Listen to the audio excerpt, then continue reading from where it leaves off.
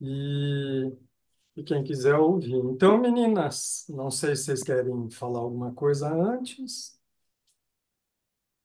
E nossa apresentação, então, de hoje é sobre a psicologia corporal.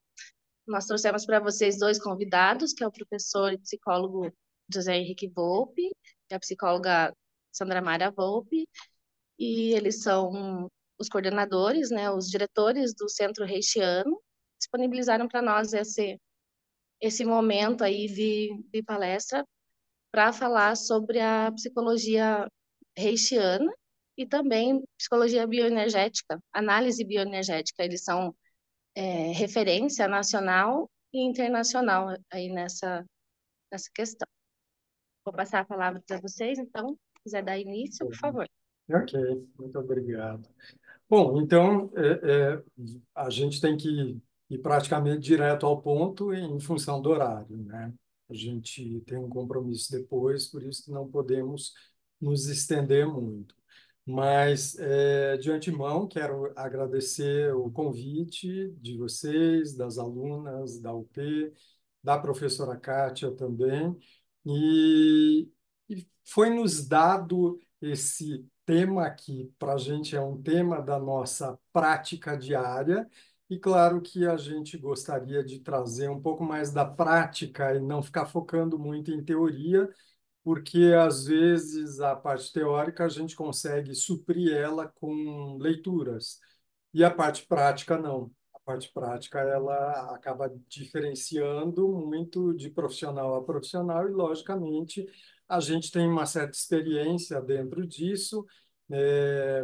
Estou vendo ali o CRP da Sandra ficou 3 como que é? 35.348. Acho que nem existe isso, né?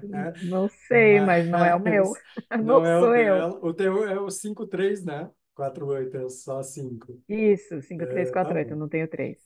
O meu tem o 3. Então, bom, a gente tem uma certa experiência dentro da psicologia. Eu estou formado há 35 anos e trabalho com isso, com a psicologia corporal, bem antes disso, desde a minha época de faculdade, de graduação, a partir do momento que eu tive os meus primeiros contatos com a corporal, com a terapia haitiana, com a bioenergética, foi que eu acabei me enveredando por esse caminho. E a gente montou alguns slides só para ter como ponto de partida disso para vocês. É, eu vou trazer algumas informações e vou trazer informações da prática clínica. A Sandra vai complementar isso também com a informação dela e com a bioenergética, que é mais o carro-chefe dela, né? O foco de trabalho.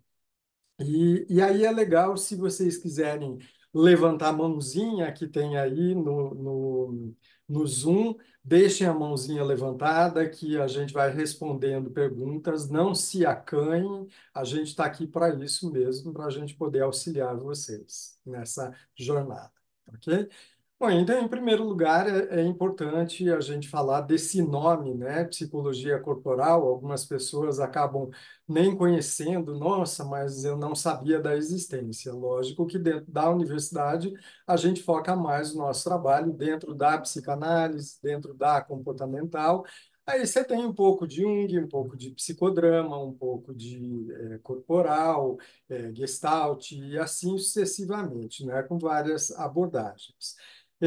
É importante a gente considerar esse nome psicologia corporal, porque ele é um nome que ele foi dado por mim pela Sandra, isso em 1995, quando a gente resolveu colocar no mercado esse nome e lançamos uma revista científica com esse nome também, para poder registrar, para poder delimitar esse nome, psicologia corporal, justamente para a gente poder congregar as escolas que faziam parte dessa abordagem, que seriam as psicoterapias corporais. Por que isso? Para vocês entenderem um pouquinho. Na nossa época, e mais ainda na minha época, que eu sou um pouco mais antigo que a Sandra, as corporais aqui no Brasil, elas estavam começando. Então, a psicologia ainda, né, ela não tinha tanta expressividade, a psicologia estava caminhando, a psicossomática foi uma abordagem que eu sempre me interessei também. Isso foi o que me levou à psicologia e, logicamente, dentro da psicologia, eu acabei conhecendo a corporal. O meu primeiro contato com a corporal acabou sendo no segundo ano de faculdade. Eu fiquei um tempo fora do Brasil. Foi quando eu conheci os primeiros trabalhos da bioenergética, e terapias corporais como um todo. E quando eu voltei para o Brasil, logicamente, voltei muito interessado em querer aprender mais sobre isso, porque foi uma teoria e uma prática que ela respondia para mim questões ligadas à psicossomática, que era o meu foco de interesse dentro da psicologia. Por que isso? Porque na psicologia a gente estudava muito a psicanálise, e veja, eu estou falando da psicologia do meu estudo há 40 anos atrás.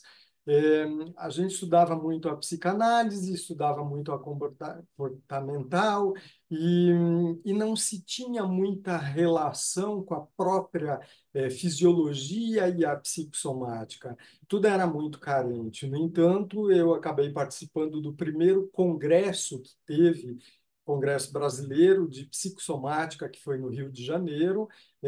Fui eu e acho que mais 20 pessoas, porque não tinha expressividade alguma, né?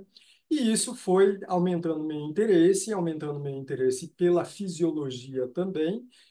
Então, eu fui juntando fisiologia com psicologia, entendendo um pouco de bioenergética, entendendo um pouco de Reich, e a partir dali eu enveredei por esse caminho mesmo, junto com o psicodrama, que é a minha formação em psicodrama, e aí a gente tinha uma dificuldade muito grande, porque no Brasil não tínhamos nada, não tínhamos muita coisa, era pouca coisa que falava de corporal e falava de Reich, eram terapias corporais.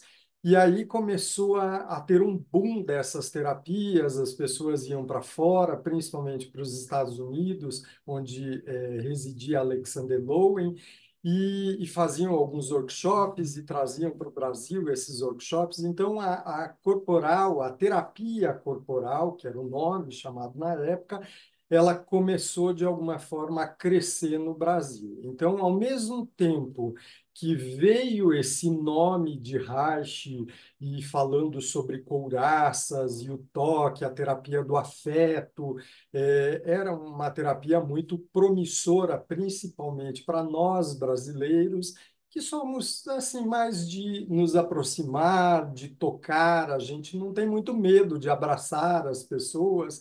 Então, foi uma terapia que ela caiu como uma luva.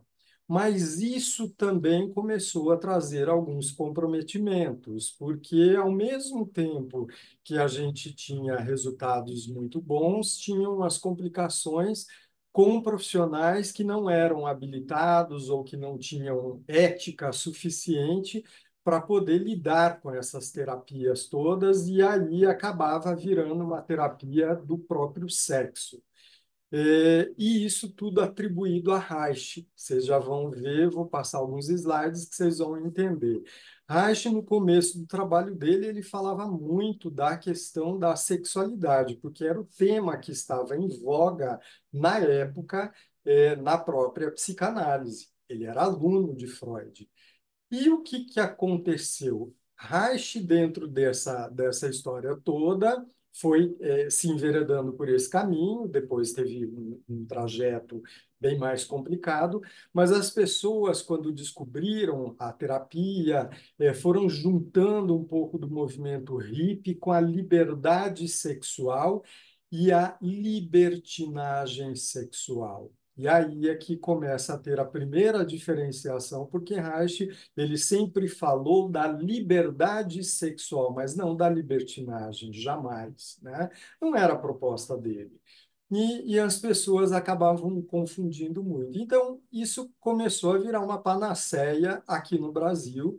E foi motivo de preocupação. E eu, principalmente, tinha conhecido um trabalho completamente diferente do que era apresentado aqui no Brasil. Enfim, a gente começou a reunir alguns profissionais sérios e ter um diálogo mais próximo também. E foi quando, dentro dessa história toda, lá em 1995, a gente decidiu, então, dar um nome de psicologia corporal. Eu estava encabeçando esse movimento, justamente para poder congregar escolas que vieram a partir de Reich. Então, entendam que Reich ele foi desenvolvendo o trabalho dele, só que ele teve alguns seguidores e alguns opositores também, e outros que pegaram caminhos diferentes. Por exemplo, Gestalt.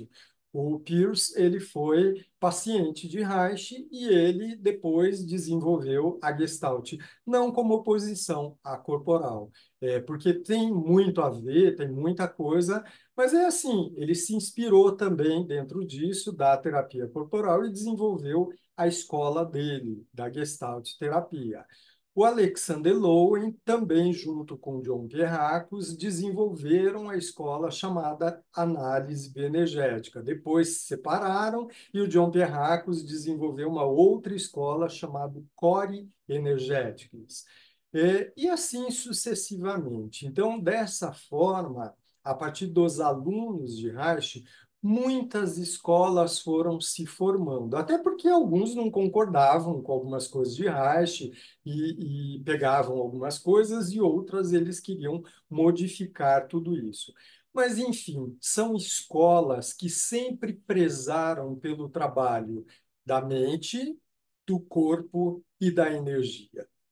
E esse é o tripé que, para nós, dentro da psicologia corporal, independente da escola, é o mais importante. Então, quando nós trabalhamos com a psicologia corporal, a gente não deixa de ver a mente, o corpo e a energia que rege esses dois elementos.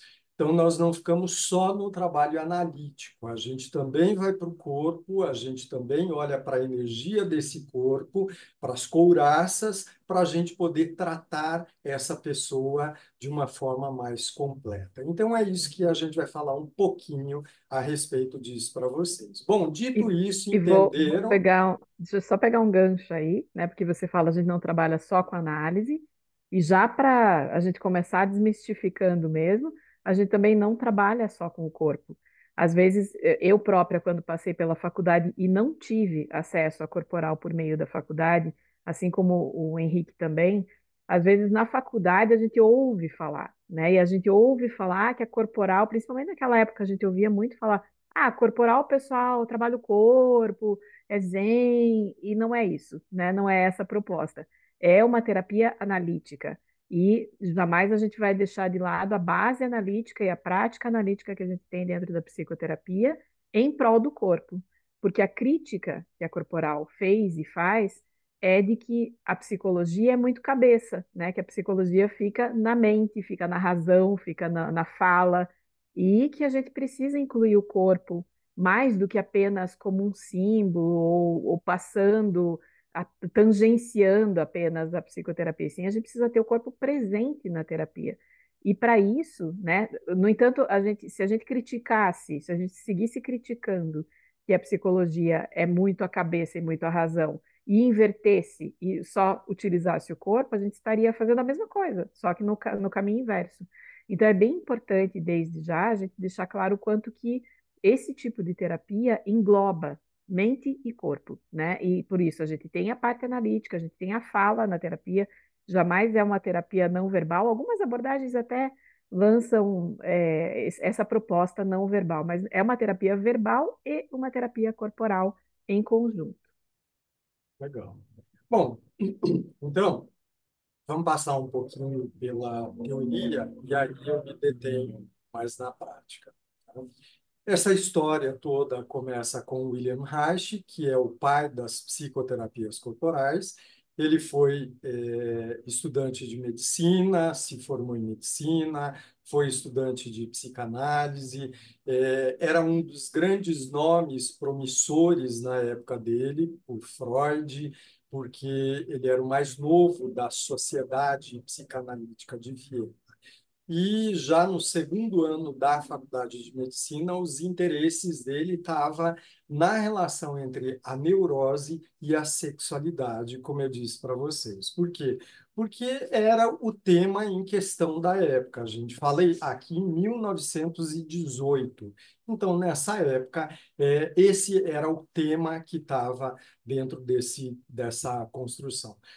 Sandra, está passando os slides? Tá, que às vezes eu aperto aqui e não vai o slide, então melhor saber antes.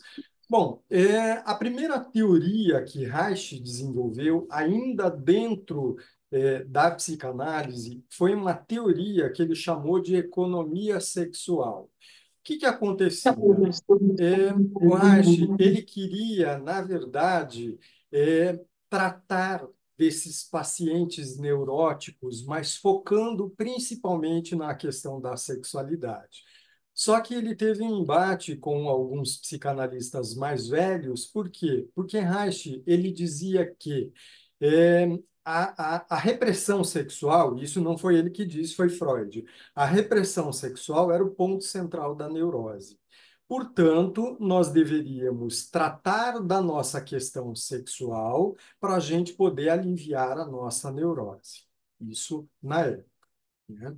E aí, Reich, ele foi percebendo que os pacientes deveriam alcançar o que ele chamou de potência orgástica, que seria a entrega máxima ao prazer. E que essa potência orgástica, ela vinha, não de qualquer forma, mas ela vinha com base no amor, no afeto, na entrega da relação, na relação afetiva, em primeiro lugar, e depois na relação sexual. Então, isso era uma potência orgástica, era a entrega máxima ao prazer. E aí, os psicanalistas, alguns deles, batiam de frente com Reich, dizendo que eles tinham pacientes que tinham potência orgástica e que, mesmo assim, eram neuróticos, né? Continuavam com as suas neuroses. Palavra da época. Hoje vocês devem estar aprendendo que essa palavra caiu fora do DSM-5. Né? Mas, na época, esses psicanalistas diziam isso. E Reich contra-argumentava, dizendo que eles confundiam ereção e gozo com uma potência orgástica e o orgasmo propriamente dito. Então, Reich dizia que o orgasmo é diferente de um gozo. O gozo você vai ter numa masturbação, você vai ter numa relação sexual que não tem afeto. A descarga é mínima disso. O orgasmo é diferente, o orgasmo tem uma entrega. E o que ele fez para ele chegar a essa questão? Ele investigava com detalhes a vida sexual dos seus pacientes, coisa que ninguém tinha feito até então. Falava-se da sexualidade, mas não com detalhes. Agora, imagine 1915. A gente está em 2024 e até hoje, para algumas pessoas, é muito difícil falar de sexualidade. Imagina em 1918 como era essa questão. Reich, portanto, foi para os detalhes dos detalhes disso, e mais ainda, ele começou a medir esses reflexos orgásticos das zonas erógenas, ele começou a medir essa ereção, essa energia, esse entumecimento, com eletrodos. Então, ele colocava alguns eletrodos, na época eram experimentos da fisiologia. Eu, quando dei aula por muitos anos de fisiologia, a gente usava isso, era um quimógrafo, que era um aparelho, um tambor redondo, a gente queimava um papel, colava em volta desse tambor e tinha um motorzinho que ia girando e ele tinha uma agulha. E essa agulha ia fazendo um gráfico, como o gráfico de eletrocardiograma, eletroencefalograma que a gente tem. Mas o que acontecia? Reich colocava os eletrodos na boca, que é uma zona erógena, na região dos genitais, no ânus, na pele como um todo, para ele poder medir a, a, a eletricidade da pele daquela região em momentos de prazer e momentos de desprazer. E ele percebeu que no momento de prazer, a pele naquela região, ela ficava inteiramente elétrica, ela tinha uma carga elétrica muito grande. Quem lembra da fisiologia, a gente sabe que tem um desencadeamento de um potencial de ação, onde tem a bomba de sódio e potássio. Desencadeou um potencial de ação, entra sódio, sai potássio da célula, e, logicamente, a célula se carrega de energia. Foi isso que ele percebeu, que o prazer ele vai ter uma carga energética muito alta, o prazer verdadeiro. O prazer que é por puro prazer, mas sem essa entrega que ele dizia, que ele chamava de potência orgástica, vai ter uma carga mediana, ou seja, não é uma carga verdadeira. E o desprazer, logicamente, não teria carga nenhuma, seria um potencial negativo. Bom, ele foi o primeiro psicanalista da época que fez essas experiências. E claro que os psicanalistas mais velhos detestavam isso, porque ele acabava afrontando e dizendo que a neurose estava imperando no próprio círculo psicanalítico também. E aí, ninguém gostou disso, né? Quem é que gostava de ser chamado de neurótico e tal? O pessoal foi se embravecendo com Reich e acabavam discriminando ele, chamando ele de judeu pornográfico, porque ele era judeu e só falava em pornografia, enfim, críticas não faltaram dentro desse trabalho da economia sexual. Ok? Sandra, quer falar alguma coisa antes que eu passe para o próximo?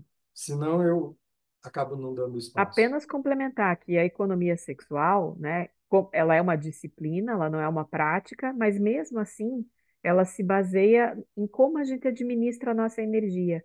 E que começou com essa pesquisa bem focada na sexualidade genital também, mas ela se refere a toda atitude prazerosa na vida da gente. De repente, uma leitura é uma atividade prazerosa que carrega energeticamente o nosso corpo. O contato com alguém, o contato com um animal, enfim, né? Cada um tem os seus prazeres, aquilo que excita mais o sistema orgânico.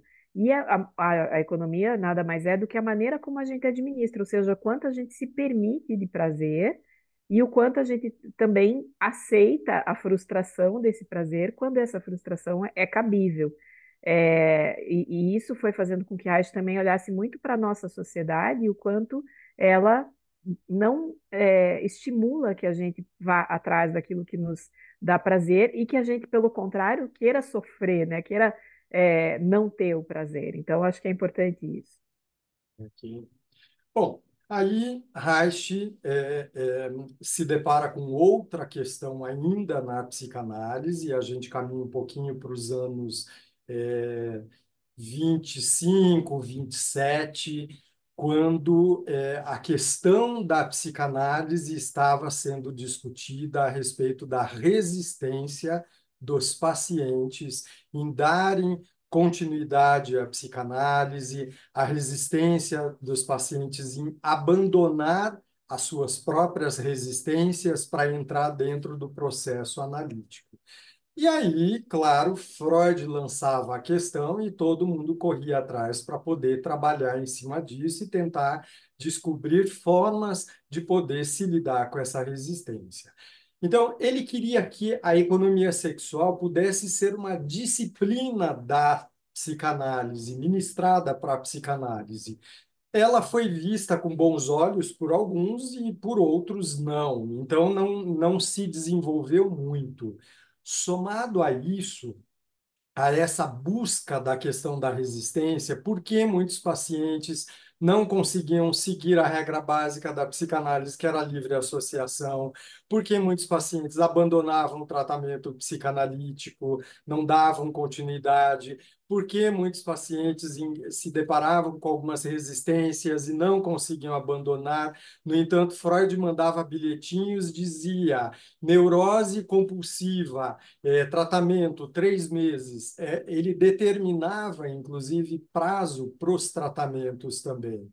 E quando o paciente não conseguia se libertar dessa neurose, era considerado como um paciente incurável pela psicanálise, né? E isso fazia com que Reich questionasse, mas será que é o paciente incurável ou o método que nós estamos usando, que é um método que não está eficiente para a gente conseguir lidar com essa resistência dos pacientes? E a partir daí, dessa busca, Reich começa a olhar com detalhes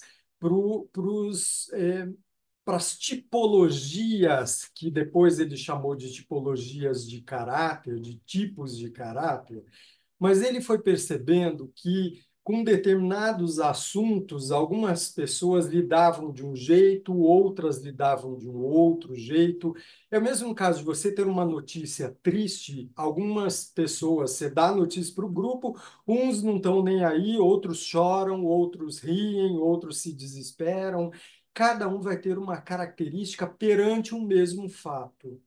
E aí Reich começa a pesquisar essa questão da resistência e vê assim, mas como esse paciente resiste dentro do processo psicanalítico? Um resiste de um jeito, outro resiste de outro, e isso foi chamando muita atenção dele, e ele começou a olhar com mais carinho para o que Freud tinha definido como as etapas do desenvolvimento psicoinfantil. E aí Reich volta de novo à teoria da libido, que ele já tinha estudado para desenvolver a economia sexual, faz uma relação mais intensa dessa teoria da libido com as etapas do desenvolvimento, e ele vai percebendo que, de acordo com a fixação da libido em cada fase do desenvolvimento pela qual a criança passa, vai desenvolver um traço de caráter que é condizente também com um traço de personalidade, porém com uma diferença.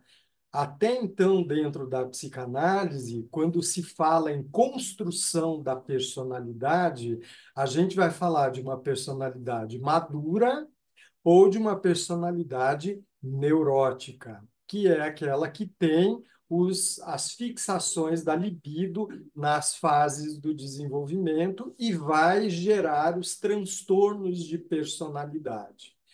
Reich, ele não queria só tratar do paciente em termos patológicos. Ele queria tratar dos pacientes também em termos neuróticos, mas em termos neuróticos, entre aspas, numa normalidade. Ele não queria enquadrar o paciente numa patologia da sua personalidade. E foi aí que ele começou a buscar olhar para o caráter, que nada mais é a expressão dessa personalidade através do corpo. Então, o corpo ele acaba expressando a personalidade que nós temos e, junto disso, de acordo com as etapas do desenvolvimento, essa personalidade ela vai estruturar um tipo de caráter. E esse tipo de caráter ele vai dizer para a gente como a pessoa funciona na vida, como ela se comporta na vida e o seu corpo ele acaba se moldando de acordo com a própria estrutura de caráter de cada pessoa, sem ser o patológico.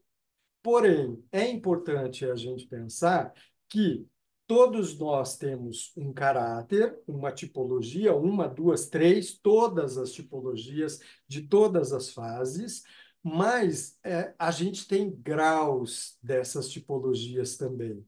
É como se fosse um espectro, como a gente fala do espectro autista, a gente fala de um guarda-chuvas, onde nós temos um autismo mais leve, um autismo mais severo e os intermediários, o caráter também é assim. O caráter ele também é modulado por esse espectro. Então, esse caráter, ele vai ser a soma da nossa personalidade e do nosso temperamento, que vai se estruturar na forma como nós nos mostramos ao mundo. Então, o caráter é uma defesa do ego, ele protege o ego de ameaças. Ou seja, quando a pessoa se depara ao longo das suas etapas do desenvolvimento com situações traumáticas e estressantes na vida, esses traumas, eles começam a se registrar no corpo e na mente. E esse, depois vocês vão ver, é o princípio da psicossomática.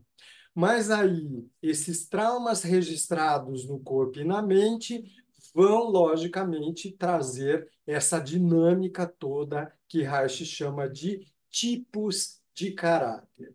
Então, aí Reich começa a fazer uma diferenciação entre o que é um caráter genital, que seria o maduro, segundo Freud, que é o mais saudável de todos, e o que é um caráter neurótico, que é aquela pessoa que não deu conta de passar pelas etapas do desenvolvimento de uma forma saudável e chegar ao caráter genital. A libido dessa pessoa ficou enroscada.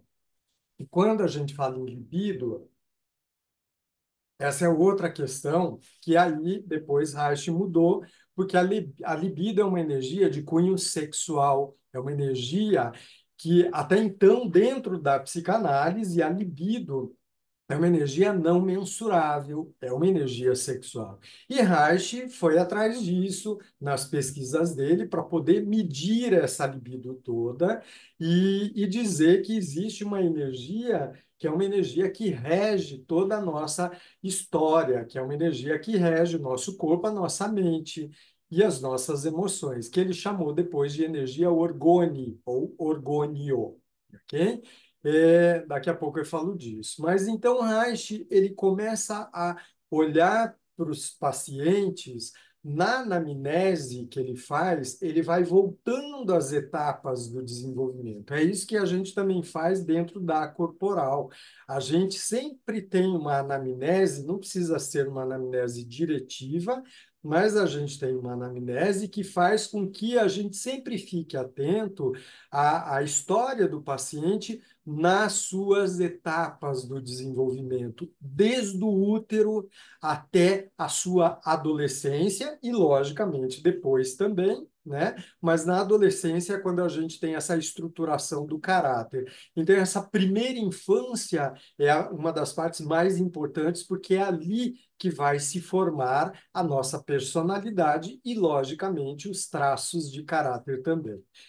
Só que, na época, veja, a gente fala em 1930, Reich dizia que ele tomava as fases do desenvolvimento segundo Freud. Quais são? Fase oral, fase anal, fase fálica, período de latência e fase genital.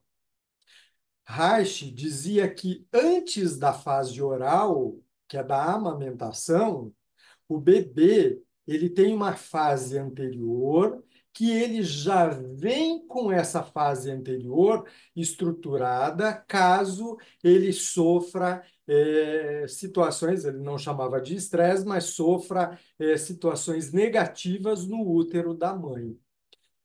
Isso em 1930 foi mais um dos motivos que juntou-se o judeu pornográfico com o louco.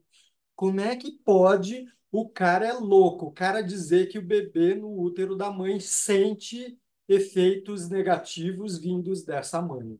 É absurdo isso. Na época, era isso que acontecia. Então, mais uma vez, Reich ganha o título de louco, porque ele dizia que o bebê no ventre materno ele sofre com as intempéries negativas da mãe. E isso jamais poderia acontecer. E não tinha equipamento, não tinha como provar isso tudo, né? Hoje é mais do que provado. Hoje o absurdo é você dizer que o bebê não vai sentir nada na barriga da mãe. Isso sim, aí a gente interna porque é loucura. Mas imagina, se hoje a gente pensa que é loucura uma pessoa falar isso, foi a mesma coisa ao contrário quando aconteceu com Reich. Então, de novo, foi uma marca nessa história de Reich, para vocês entenderem por que que ele acabou sendo expulso da psicanálise, porque as ideias dele eram divergentes da psicanálise. Em 1934, ele foi expulso da psicanálise por causa disso, porque ele não tinha ideias, não comungava com as ideias da psicanálise. Essa história de falar de potência orgástica, de falar que tem uma fase no útero, vai contra a psicanálise. Por quê? Porque a personalidade começa a se formar a partir da amamentação. Hoje até a psicanálise modificou isso, né? Então a psicanálise voltou para isso depois de todas as pesquisas, porque não dá para negar.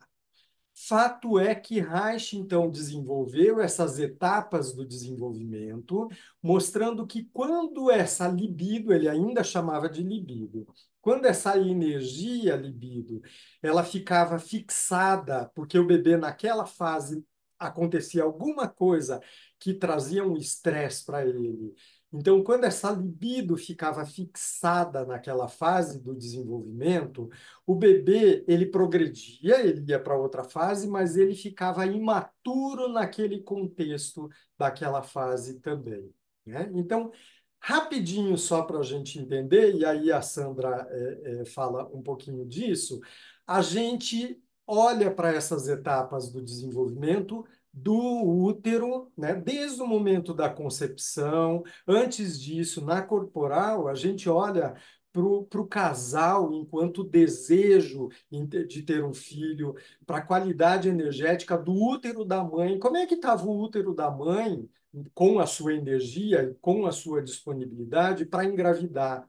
Foi uma gravidez planejada? Não foi? Foi desejada? Não foi? Teve ameaça de aborto? Não teve ameaça de aborto? Como é que foi o parto? Foi parto normal, cesariana? Teve sofrimento fetal? Como é que foi o contato dessa mãe, a disponibilidade da mãe para o bebê nos primeiros meses de vida, com afeto, com toque? Pensem num cachorrinho quando dá cria. Vocês já viram gatinho, cachorrinho quando dá cria? O gatinho lambe a sua cria, os cachorrinhos lambem a sua cria, ficam o tempo todo grudado com a sua cria e dão de mamar o tempo todo. O animal tem vontade de mamar, a teta da mãe está disponível. O bebê nosso aqui, primeiro que é assim, não nasce natural, não é quando ele quer. O médico decide, vai nascer tal dia e a gente vai marcar cesariana tal hora porque é melhor, não precisa fazer sofrimento de parto.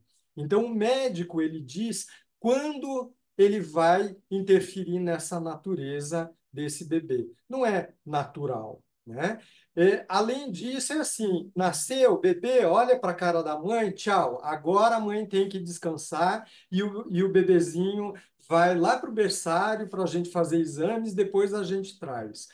O bebê ficou 9 meses na barriga da mãe, o cheiro da mãe, o contato da mãe, a voz da mãe, simplesmente o bebê é arrancado disso e é colocado num outro cômodo, afastado energeticamente dessa mãe, né? E depois de um tempo ele volta então para a mãe tentar dar de mamar para esse bebê, com um monte de gente no quarto, com um monte de visita, e a mãe ansiosa, a mãe nervosa, o leite não desce, e a mãe fica mais preocupada ainda porque o leite não desce, e aí cada um dando uma receita para a mãe, todo mundo quer pegar o bebê, cheiros diferentes, barulhos diferentes. Olha o estresse para essa criança.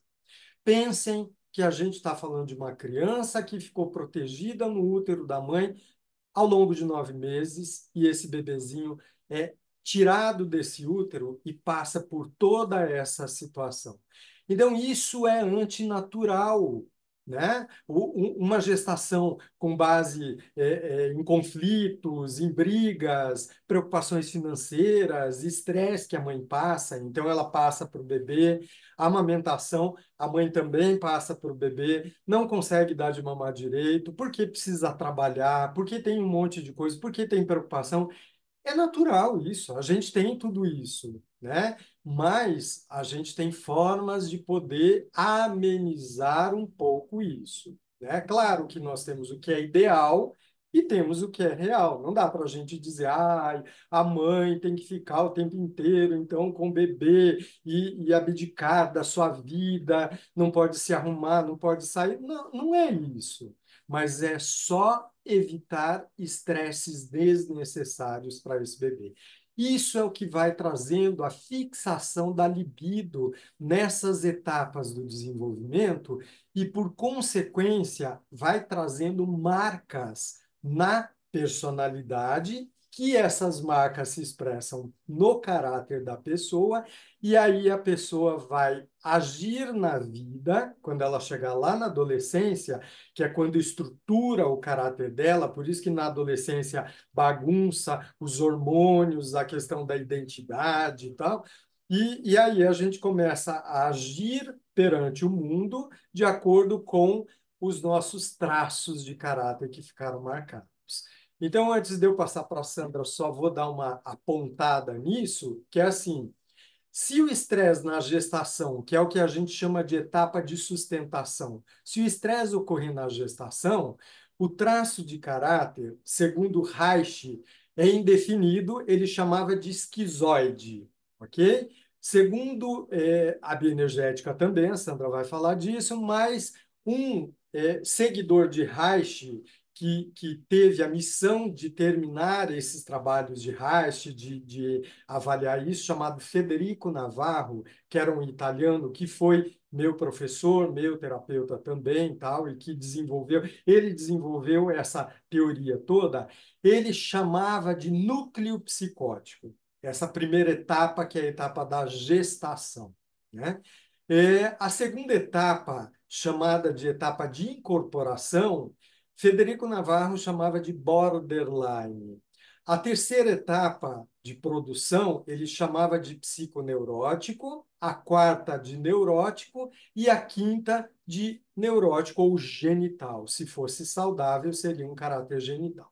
Esses nomes que estão aqui, de sustentação, incorporação, produção, identificação e estruturação do caráter, faz parte da nossa teoria. A pedido de Federico Navarro, eu e a Sandra desenvolvemos uma teoria dentro da psicologia corporal que está nesse livro chamado Crescer é uma Aventura, que tem disponível lá no site do Centro Reichiano, onde a gente traz com detalhes essa evolução para uma criança saudável. Então, eu queria que a Sandra comentasse um pouquinho isso para eu seguir em frente e passar para Eu ela. vou, certo, eu vou complementar aqui, assim, né? Claro que se a gente fosse falar mais extensivamente sobre o desenvolvimento emocional segundo a psicologia corporal, dentro dessa estrutura, a gente precisaria de muito tempo. Então, claro, a gente está dando uma pinceladinha aqui para vocês. Acho que não é de todo estranho ouvir falar em etapas do desenvolvimento, ouvir falar em características remanescentes de cada uma dessas etapas, porque isso é muito próximo mesmo do que a psicanálise propôs, porque assim como a psicanálise, a corporal também é uma teoria que propõe essa estrutura de desenvolvimento, chamando a atenção principalmente para alguns pontos importantes. Um deles é que quem rege essas etapas, né, elas não são inventadas. O que rege essas etapas é o corpo. São as necessidades fisiológicas, as necessidades físicas a cada momento do desenvolvimento e que vão sendo permeadas pelo afeto, pela emoção, pelo sentimento, pelo vínculo, pela proximidade, pela energia que forma um campo, né? Então, todas essas etapas, elas são regidas, o centro de cada uma delas é uma experiência física, energética, corporal, né?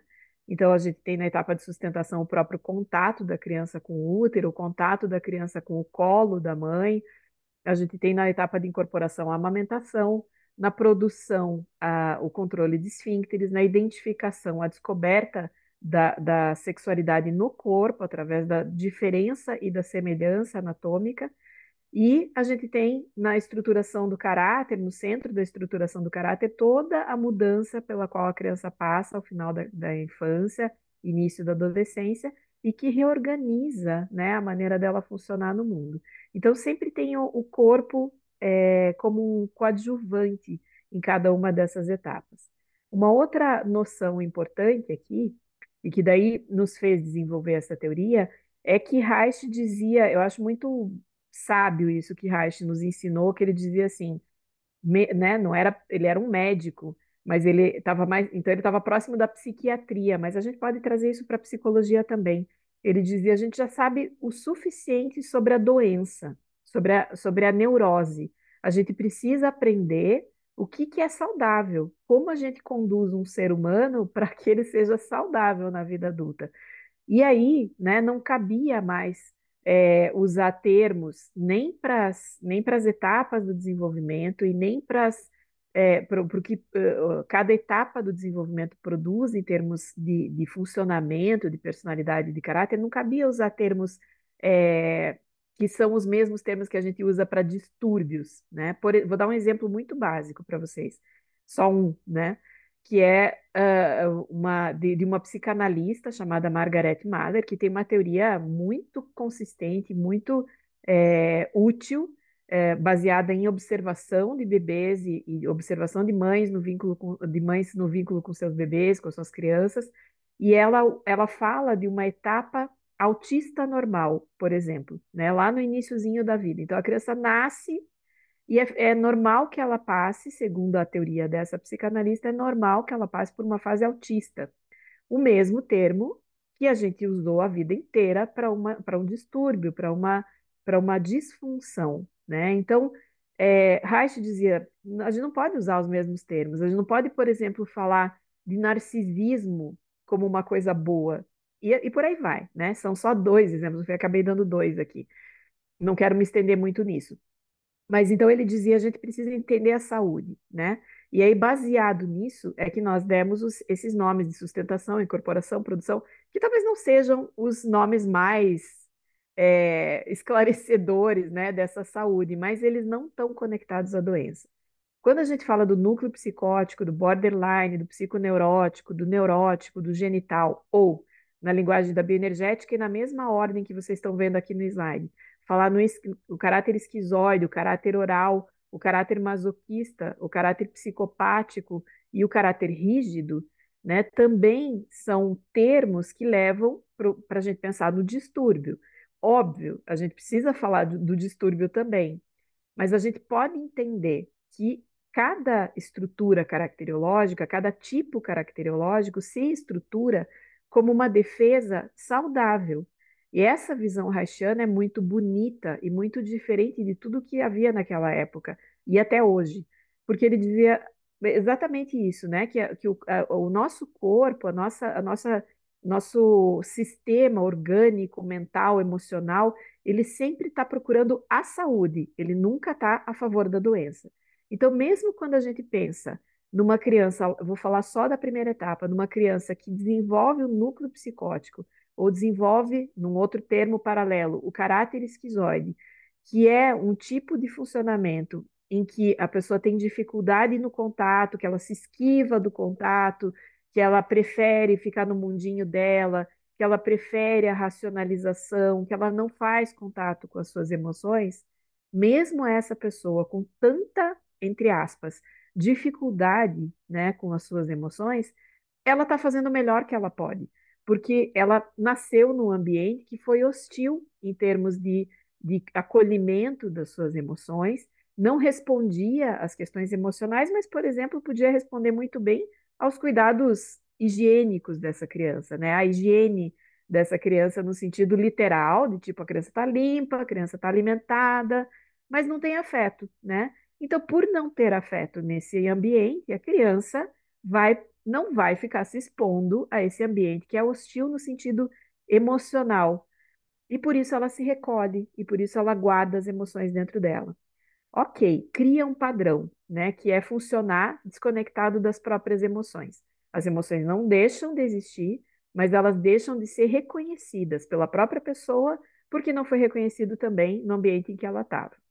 E aí ela cresce e digamos que tudo muda, né? Que a família melhora, sei lá, ou a família faz terapia e as pessoas começam a aceitar melhor as emoções, ou nem isso, a pessoa vai para um outro ambiente, conhece outras pessoas, faz um círculo de amigo, vai crescendo e tudo mais. E nessa nova realidade, nesse novo contexto social que ela vive, ela tem mais condições de expressar suas emoções e de ser acolhida nas suas emoções.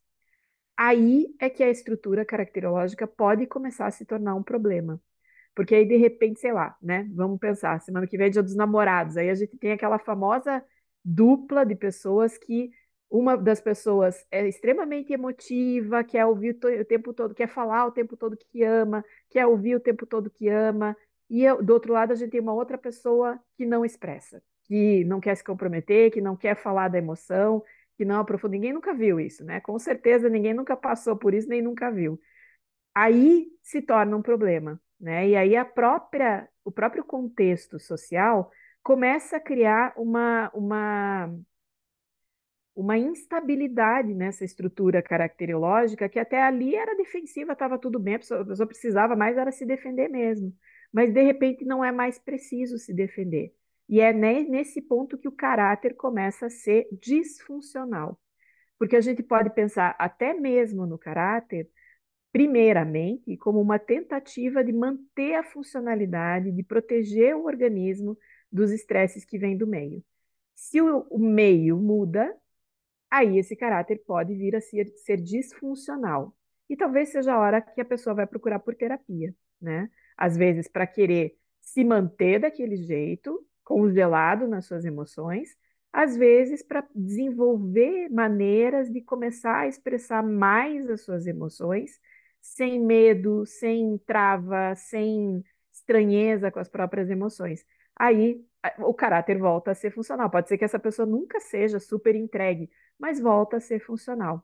Não sei se faz sentido isso, depois a gente pode abrir para algumas perguntas, mas assim ocorre com todas as etapas do desenvolvimento. Ocorre com todas elas que é o melhor que se pode fazer em cada etapa do desenvolvimento, mas corre-se o risco de que o caráter se torne disfuncional em algum momento.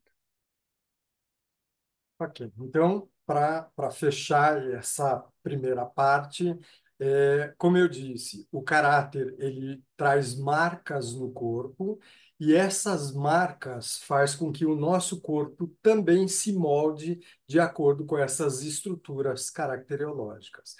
Então, dentro da corporal, um dos recursos que nós temos é a leitura corporal. Quando você olha para uma pessoa assim, você começa a identificar alguns traços de caráter no próprio corpo. Se a gente pegar esse primeiro corpo, é um corpo mais murcho, é um corpo sem vida, é um corpo sem energia, é um corpo mais esquizoide. Esse é um corpo característico do núcleo psicótico e da esquizoidia. Esse outro corpo, a gente vê uma pessoa mais gordinha, mais cheinha, mas poderia ser uma pessoa mais magrela também, mas com vitalidade, não sem vitalidade como o primeiro. Esse é um traço de caráter que nós chamamos de caráter oral ou borderline. Aí a gente tem uma outra representação de um cara de peito estufado, atlético, que é um traço de caráter narcisista. E assim sucessivamente. Então, dentro da corporal, esse é um dos elementos que a gente tem para a gente poder partir para a prática. Né? Então, na prática da análise do caráter, essa análise do caráter, eu estava falando lá em 1934, Reich ele desenvolveu 33, 34 essa análise do caráter.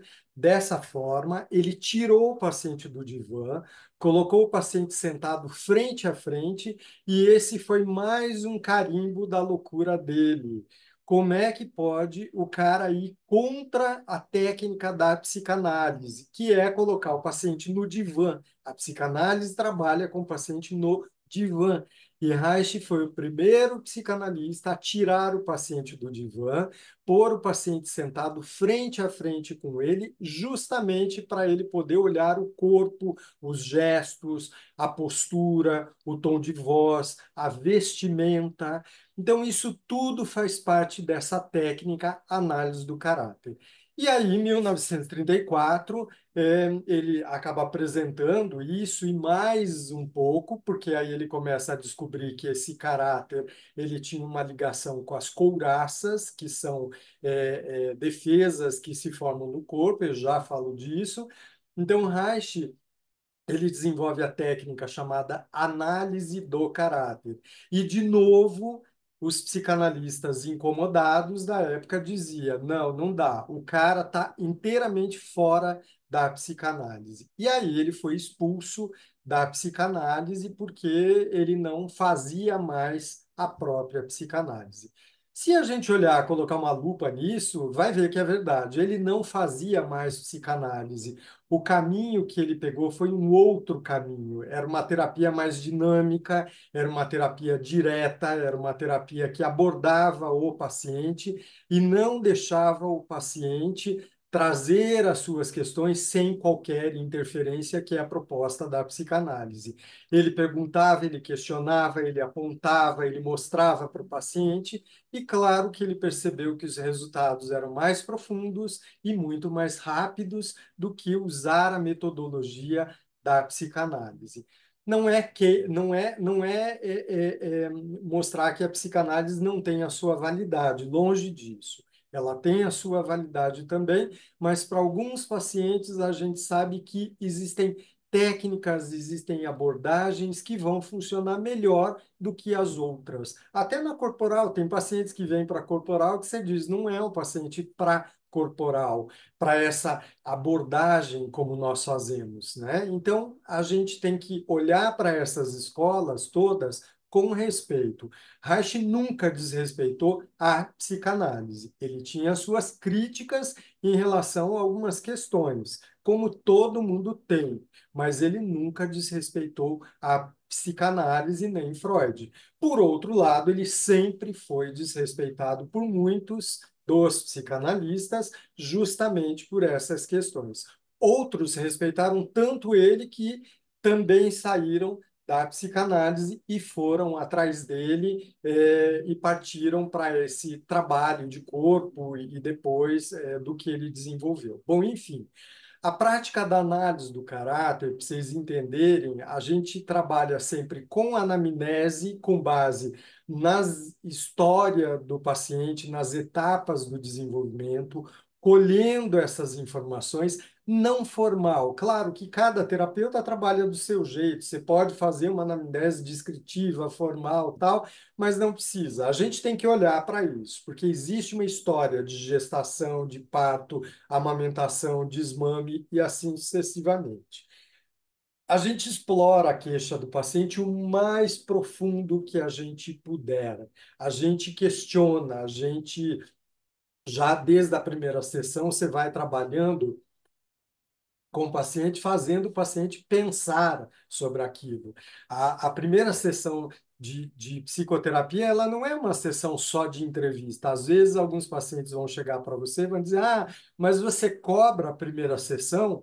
Porque alguns terapeutas fazem uma entrevista e não cobram. A gente cobra porque é um trabalho, é a tua hora e você já está investigando e já está apontando para o paciente. Isso não tem sentido, né? Você ficar ouvindo o paciente sem ter essas intervenções todas e é a tua hora de trabalho também. Então, a gente explora ao máximo essa queixa. Junto disso, a gente faz a leitura corporal do caráter, né? Aqui a gente ainda na técnica da análise do caráter, Reich não fazia a leitura corporal das couraças, ele fazia do caráter, das tipologias de caráter. Então, era mais a postura, a vestimenta, os gestos do paciente. Depois ele vai fazer da couraça, que eu já falo. E aí, o nosso projeto terapêutico. Então, para cada paciente, você faz um projeto terapêutico. O que é que aquele paciente precisa?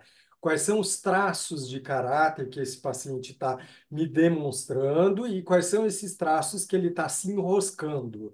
Porque, como eu disse no início, nós podemos ter todos os traços de caráter, mas dependendo do grau, esse traço é normal. Então, se a gente tem um traço leve, é tranquilo. Se a gente tem um traço moderado ou severo, a coisa começa a complicar porque atrapalha o nosso funcionamento de vida. Exemplo disso, uma pessoa que tem um traço de caráter obsessivo compulsivo. Ela gosta de coisas organizadas, tem o caderno dela super organizado, as pastinhas do computador, a casa, as coisas, tal, o que é normal no cotidiano dela. Uma outra pessoa tem esse mesmo traço, mas é assim: se entrou em casa com sapato, ela já fica brava porque tem que tirar o sapato, porque ela não gosta disso e vai sujar e vai contaminar a casa. Se pegar num copo, tem que lavar com água quente, porque senão as bactérias vão estar presentes naquele copo. Então, o grau de obsessividade começa a aumentar. Então, deixa de ser leve, que seria o normal, e passa a ser um grau mais moderado. Quando esse grau é moderado, é aquele paciente que geralmente a gente atende no nosso consultório, que começa a ter consciência disso, ou então, minha mulher me mandou para terapia, ou meu marido me mandou por causa disso, tal, a gente está brigando muito, queria ver isso. E aí, esse é o material para a gente poder analisar e trabalhar dentro da questão. E vai ter outra pessoa que esse grau vai ser um grau muito mais acima. Aquela pessoa que não pega na tua mão sem lavar a mão depois, tem que ficar com álcool gel, tem que ficar com máscara, tem que limpar toda hora, ou seja, desenvolve o TOC, que é o transtorno obsessivo compulsivo. Aí sim a gente fala de um transtorno de personalidade.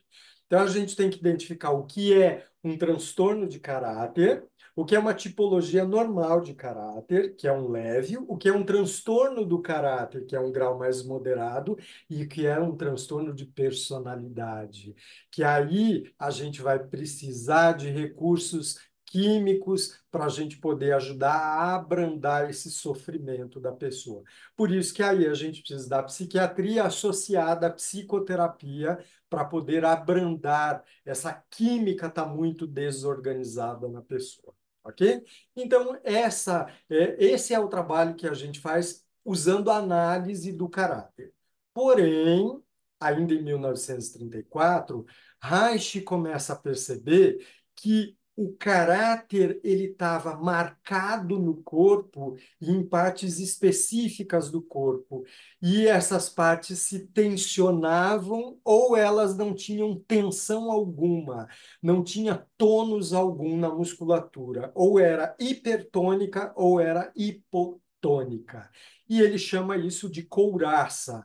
E essa couraça, ela forma um cinturão em algumas partes do nosso corpo e estão ligadas ao sistema neurovegetativo. Então, o sistema nervoso simpático, perante uma situação de estresse, de trauma, ele é ativado, ele faz com que a musculatura fique toda em alerta, tem uma descarga de adrenalina e cortisol na corrente sanguínea, que mantém essa musculatura tensa, contraída ou congelada, a ponto dela ficar hipotônica. Ou ela fica hipertônica ou ela fica hipotônica.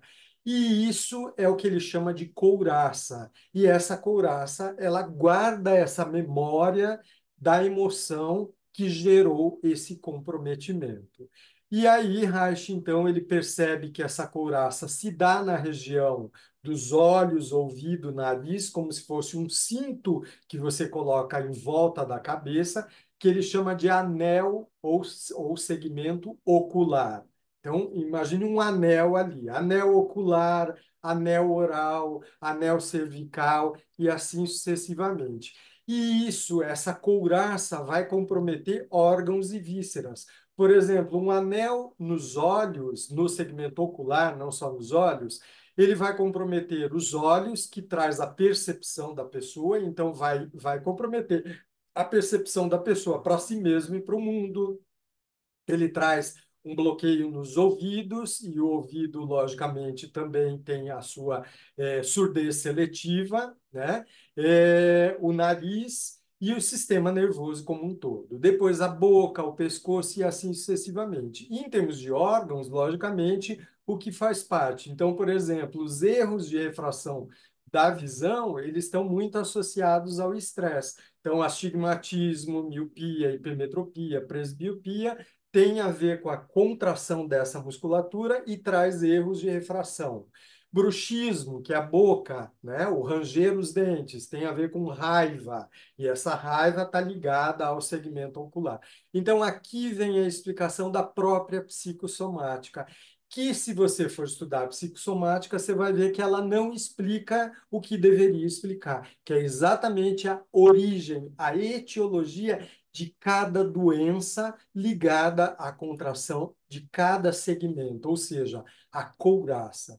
Então, Reich, ele olha para as doenças do corpo, ele olha para o caráter ligado ao sistema neurovegetativo. Por isso que ele pega o nome de análise do caráter e amplia isso e chama de vegetoterapia, porque é uma terapia do sistema neurovegetativo ligada à análise do caráter. Então, o nome que ele dá para a técnica, ele amplia a técnica da análise do caráter e passa a chamar de vegetoterapia caracteroanalítica. Bom, e a vegetoterapia junta, então, aquilo que a gente faz na análise do caráter, mais o trabalho do corpo. Então, aqui sim, a gente faz a leitura corporal do caráter e das couraças. Então, como que a gente vai fazer a leitura das couraças? Você percebe o olhar do paciente, o olhar sem brilho, um olhar desfocado, um olhar que não faz contato, isso mostra uma couraça nos olhos. A boca, é muito evidente isso. Às vezes a pessoa fala assim, ó, como eu estou falando, ela trava os dentes, ela trava a boca, até o tom de voz você percebe que a boca dela está contraída. Essa é uma couraça na boca, né? E assim sucessivamente. Então a gente faz essa leitura. A gente trabalha com a massagem haitiana, que é tocar o corpo do paciente em alguns pontos, justamente para a gente sentir essa tensão. A massagem haitiana, ela é de diagnóstico e também de mobilização da energia, não é ficar massageando o paciente. Massagem haitiana é uma técnica onde a gente vai trabalhar isso, tá? Para você poder identificar. Os actings, que são alguns movimentos que o paciente faz na sessão, para ele poder, movimentos corporais, para ele poder fazer com que aquela couraça vá flexibilizando, vá relaxando, e, logicamente, a energia que está presa ali circulando também. Quando ele faz esses movimentos, que a gente chama de actings, de ação mesmo, muitas vezes vem lembranças, vem emoções, e aí é um material analítico para a gente poder analisar esse conteúdo todo. Então, o trabalho do corpo, o trabalho sobre o corpo do paciente, é para a gente poder fazer com que essas couraças se flexibilizem, e, logicamente, isso faz com que o material, o conteúdo emocional desse paciente venha à tona, e esse é o material analítico, que é o mais importante. Por isso que é chamada de análise haitiana e análise bioenergética, tá? Porque a gente tem um trabalho analítico que ele é muito mais importante do que o próprio trabalho corporal, ok? Mas o corpo, ele tem que entrar dentro dessa situação toda, ok? Bom, então, aí Reich, ele olha para esse corpo, e foi uma época que ele volta, ele retoma as pesquisas da energia orgônio, e ele, então, define a energia que ele pesquisou ali, que ele provou em laboratório, ele chama de orgone, ou orgônio, que é a mesma energia do Qi, ou Qi, da medicina chinesa, o prana, que os hindus chamam de prana, é a mesma coisa, é a mesma energia, é uma energia que está dentro e fora do nosso corpo, está no ambiente também. Então, o orgone é energia dentro, é energia fora, é energia que nos movimenta e é energia que nos dá vida. Então, essa é a terapia haitiana de uma forma breve. Vou deixar a Sandra continuar agora e depois eu volto. E eu vou ter que ser mais breve ainda para a gente dar conta disso tudo no tempo que a gente tem. Mas a base era, né, a base era muito importante, a base haitiana, esses primeiros conceitos e ideias que a gente trouxe para vocês vão facilitar também com que a gente possa passar um pouquinho mais rapidinho ali pela análise bioenergética, porque os fundamentos são os mesmos, né? Assim como Reich se fundamentou na psicanálise, Lowen se fundamentou em Reich com algumas diferenças, principalmente na prática, porque na época do desenvolvimento da prática da bioenergética, Lowen estava já um pouco distanciado de Reich e do grupo Reichiano. Mas o que aconteceu foi que Lowen foi conhecer Reich ali na década de 40, né? Então faz bastante tempo já. Foi fazer um curso com Reich. E por que ele foi procurar esse curso, né? Lowen foi um cara que se formou na época da depressão, da Grande Depressão norte-americana. Ele se formou em direito, a princípio. E num momento em que não tinha emprego, não tinha trabalho para ninguém, não tinha condição, né, dele atuar a partir do direito naquela época, por ser um novato. E aí, como ele era um praticante de esportes e isso podia se tornar para ele também um trabalho, ele foi trabalhar com atletismo, com aulas de tênis, principalmente para jovens, para jovens em acampamentos de verão. E nessa época, trabalhando com esses jovens, antes da década de 40, ele foi percebendo o quanto que era muito visível nesses jovens que quando eles tinham uma prática, os que optavam por fazer esporte nos acampamentos, tinham uma energia completamente diferente daqueles que optavam por não fazer esses mesmos esportes. Ele percebia nele próprio, né, que quando ele praticava esportes, quando ele punha o seu corpo em movimento, ele tinha uma característica, quando ele não praticava, era outra característica. E ele chegou a passar por um momento de depressão. Nesse momento de depressão, o Lowen, se o Henrique estava dando o exemplo aí de ser metódico, o Lowen era um cara extremamente metódico. E aí ele, quando passou por esse momento de depressão, com tudo que estava acontecendo no mundo e na vida dele, ele chegava em casa de um trabalho que ele fazia com contabilidade, quando não era verão, que ele detestava. Então ele chegava em casa chateado com aquilo, e aí ele começou a ter uma prática pessoal de fazer um relaxamento no pescoço por meia hora todo dia. E foi percebendo o quanto que isso ajudava. Por conta disso, né, por conta dessa questão do corpo, ele encontrou Reich, porque Reich divulgava o seu curso de análise do caráter. Provavelmente ali na divulgação do seu curso ele dava ideia do que ele falaria exatamente dessa relação do corpo com as emoções, e lá foi Lowen fazer um curso de análise de caráter, sobre análise do caráter com Reich, e se identificou muito com essas ideias, principalmente quando Reich relacionava respiração, metabolismo e expressão das emoções, né? E dizia que a gente aprende, que é uma aprendizagem, é algo automático no nosso organismo, que a gente contém a nossa respiração para a gente se proteger em determinadas situações. Isso um mecanismo de sobrevivência bem primitivo, que a gente, com isso, o que que acontece? Né? Quando a gente diminui a extensão da nossa respiração, a gente consegue ter mais ar nos pulmões, ar residual nos pulmões, e esse ar residual pode nos ajudar a lutar ou a fugir. O fato é, né, que esse é o mecanismo de sobrevivência reptiliano, mas na nossa cultura, a gente não luta, a gente não foge, e aí acontece que a gente se amortece, né? Respirando menos, a gente se amortece. E quando a gente se amortece, a gente diminui o nosso metabolismo e também, nesse mesmo processo, a gente diminui a nossa expressividade emocional. Então, o Lowe falou, nossa, é isso aí, né? É isso que eu vejo acontecer. Quando uma pessoa não respira bem, ela tende a não expressar suas emoções, mas é muito por causa de uma diminuição no metabolismo todo do organismo. Ok, gostou muito das ideias de Reich, não se identificou muito com a parte focada na sexualidade genital, né? Porque Lowen tinha ali seus princípios mais até ligados à sua religião e não foi muito por esse caminho, mas fazia parte do pacote e assim ele seguiu. Fez terapia com Reich, né? Depois desse curso, no início dos anos 40, fez terapia com ele por 3 anos, ali entre 42 e 45. Começou a atuar como terapeuta, E aí foi cursar medicina já na década de 50, final da década de 40, começo da década de 50, foi cursar medicina, saiu dos Estados Unidos.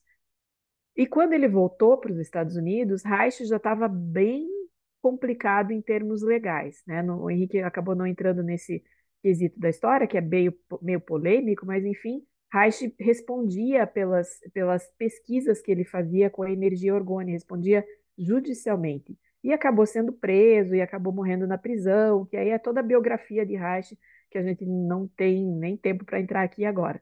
Mas quando aconteceu, né, do Loy voltar, Reich estava lá complicado com a lei e ele não conseguiu voltar a fazer parte do curso do Reich porque as coisas estavam caóticas naquele momento. E aí ele seguiu sozinho, né? Como médico, como terapeuta reichiano, ele continuou trabalhando do jeito que ele tinha aprendido no curso e na própria terapia, principalmente na própria terapia, que com Reich basicamente era expressar as emoções, colocar para fora mesmo, do ponto de vista do trabalho corporal. Não tinha um método naquele momento, mas havia um estímulo à expressão emocional. Então, ele fez uma aliança com outros dois pacientes de Reich, que tinha sido John Perracos e William Walling, e principalmente John Perracos ficou mais conhecido, Henrique falou dele no começo da palestra, criaram a análise bioenergética. Passa para mim, Henrique, por favor.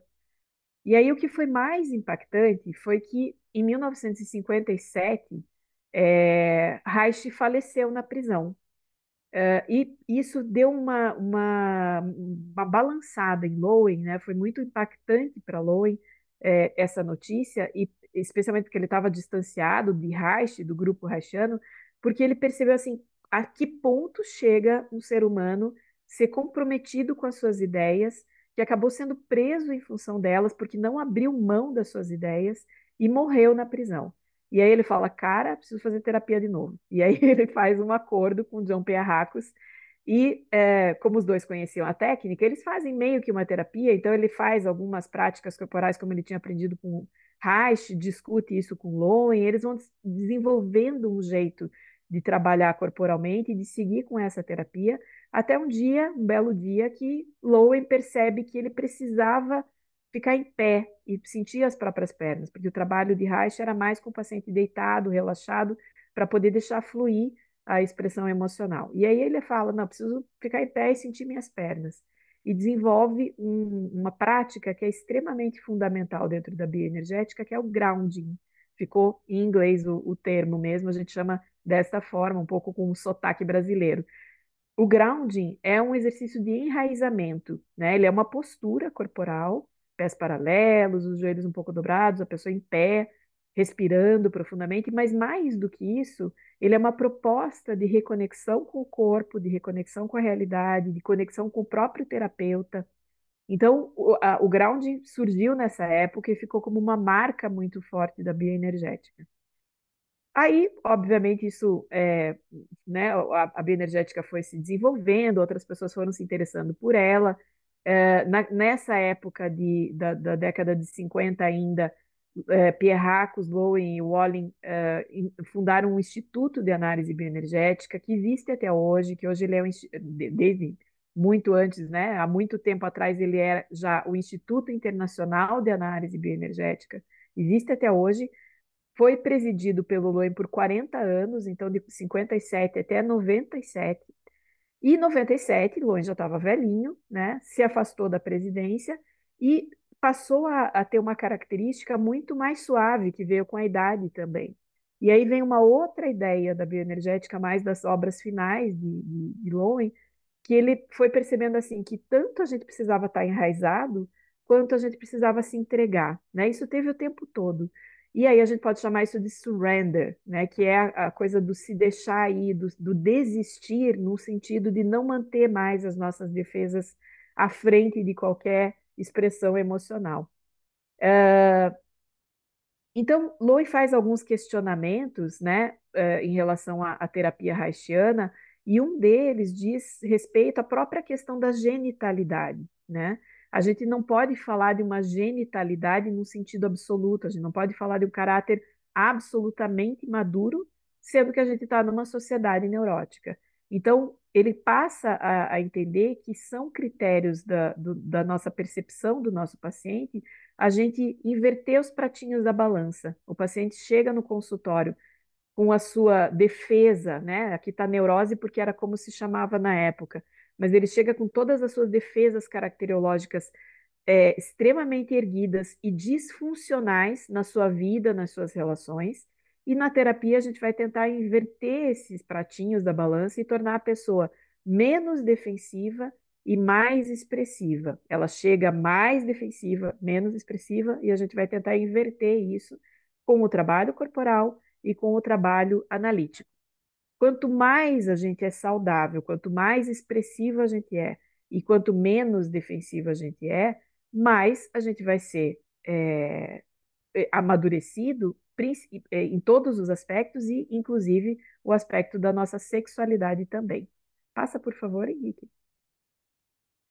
Então, grounding e surrender, né, são esses dois extremos da nossa, dois extremos, mas que estão em conjunto do nosso pensamento do que a gente precisa fazer na vida, que é se enraizar na vida e se entregar a ela.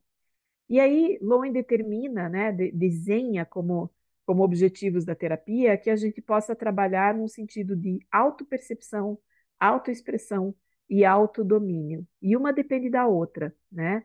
A terapia analítica e corporal, ela pretende que a gente fique mais, que a gente se perceba melhor, que a gente perceba as nossas defesas, que a gente perceba as potencialidades da nossa personalidade, da nossa estrutura de caráter, e que a gente também possa, então, a partir dessa percepção mais apurada, se expressar com mais fidelidade a quem a gente é.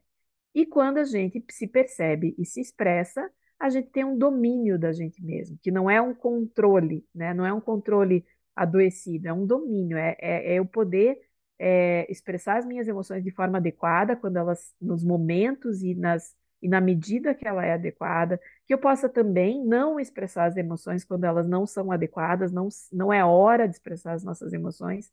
Então, em cima desses três objetivos, pode passar lá para mim, Henrique, em cima desses três objetivos é que que Lowen definiu a sua prática terapêutica.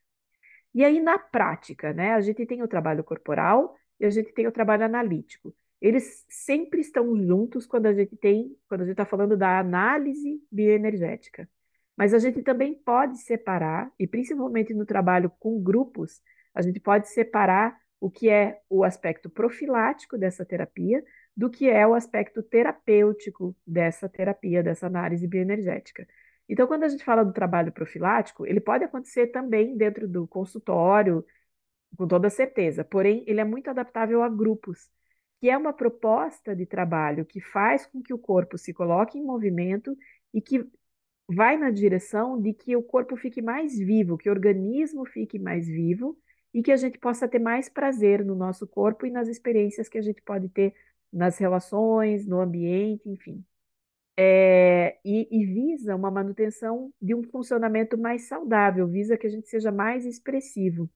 Então, se a gente pega, né, se a gente vai trabalhar em grupo, em que a gente não vai aprofundar na história, não vai fazer anamnese de ninguém, não vai fazer leitura corporal de ninguém, simplesmente a gente vai fazer propostas de intervenção corporal que façam a pessoa respirar mais profundamente, soltar a sua voz, se expressar mais inteira, sentir mais inteiramente seu corpo e se expressar a partir disso, e com isso ter mais domínio de si, a gente não entra na história, a gente não entra nas mazelas que aconteceram ao longo do desenvolvimento, e ainda assim a gente consegue levar a pessoa para um patamar mais saudável, né? Ela fica menos defensiva e mais saudável. A parte terapêutica, a parte analítica, né? A parte que se junta à análise na bioenergética, vai fazer vai usar dos mesmos procedimentos, porém, para encontrar os nossos padrões de funcionamento e dentro e atrás desses padrões de funcionamento, o que foi que os causou, os conflitos que os causaram.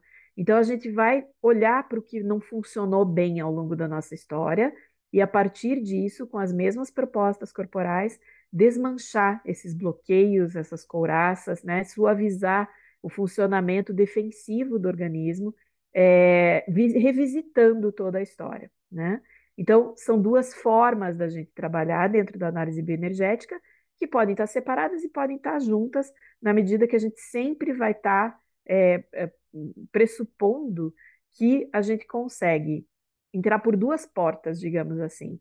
Ouvir a história, todas as queixas e todos os dramas de uma pessoa, e a partir disso melhorar a saúde dela, ou a gente pode melhorar a saúde dela para que o efeito disso que aconteceu ao longo de toda a história fique mais ameno, né?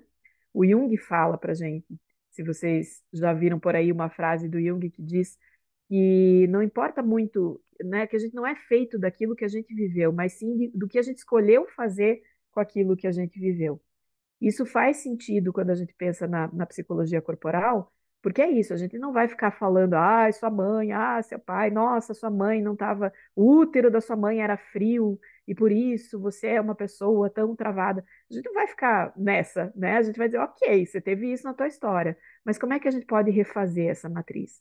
A diferença é que a gente refaz no corpo também. Eu acho que a gente vai passar mais rápido os próximos slides, porque eles trazem apenas né, o que eu já fui falando sobre as intervenções que podem ser feitas. Eu vou me focalizar aqui em dizer para vocês que além do grounding, né, que é uma postura e é uma ideia, uma ideologia dentro da terapia, a gente tem o surrender, que eu já falei para vocês, que é o poder se deixar estar no corpo e aproveitar do prazer que o corpo pode nos proporcionar, que a relação mais expressiva pode nos proporcionar. E tudo isso permeado sempre pela respiração. Pode ir passando aí para mim, Henrique, porque tem outros dois tipos de trabalho também que a gente faz, outras duas práticas, e quando eu falo, né, parece pouca coisa assim que a bioenergética faz. Até mesmo quando eu falo disso na especialização, as pessoas dizem, tá, mas são quatro práticas? São quatro práticas. O grounding, o kicking, o longing e o surrender, que é esse exercício de se deixar ir. Tudo em inglês, né? Acabou ficando como a gente chama esses exercícios.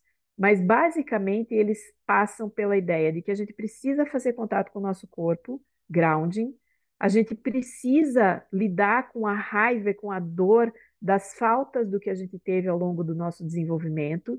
E aí a gente tem a prática do longing, que é um exercício de em grounding ou deitado, o paciente levanta suas mãos, coloca suas mãos para os seus braços paralelos e, como se fosse dar um abraço em alguém, ele trabalha com essa postura para acessar emoções que têm a ver com o desenvolvimento, sobre não ter sido atendido, sobre as coisas não terem funcionado da maneira mais responsiva a esse paciente.